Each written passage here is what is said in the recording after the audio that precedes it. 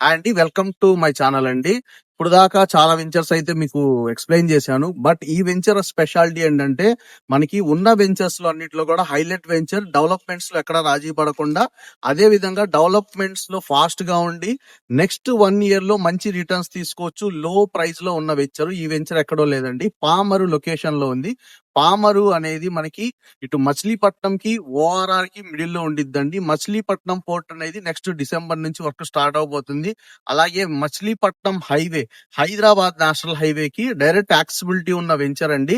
ఈ వెంచర్ ప్రత్యేకత వచ్చేసి మనకి మచిలీపట్నం పోర్ట్ స్టార్ట్ అయిన తర్వాత అలాగే ఓఆర్ఆర్ కూడా మనకి స్టార్ట్ అవబోతుంది. ఈ రెండింటికి మధ్యలో డెవలప్మెంట్స్ మధ్యలో ఇమీడియట్ గా హౌస్ కన్స్ట్రక్షన్ చేసుకోవడానికి అన్ని డెవలప్మెంట్స్ చేసుకొని అలాగే ఏపీసీఆర్డీ అప్రూవ్డ్, రెరా అప్రూవ్డ్ తో ఉన్న వెంచర్ అండి ఇది.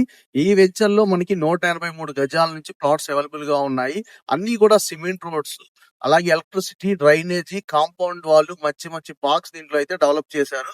ఈ వెంచర్ లో ప్లాట్ వచ్చేసి east facing 15,000 per square yard అండి. 80% బ్యాంక్ లోన్ అప్రూవల్ తో ఈ ప్లాట్స్ అయితే మనకి అవైలబుల్ గా ఉన్నాయి.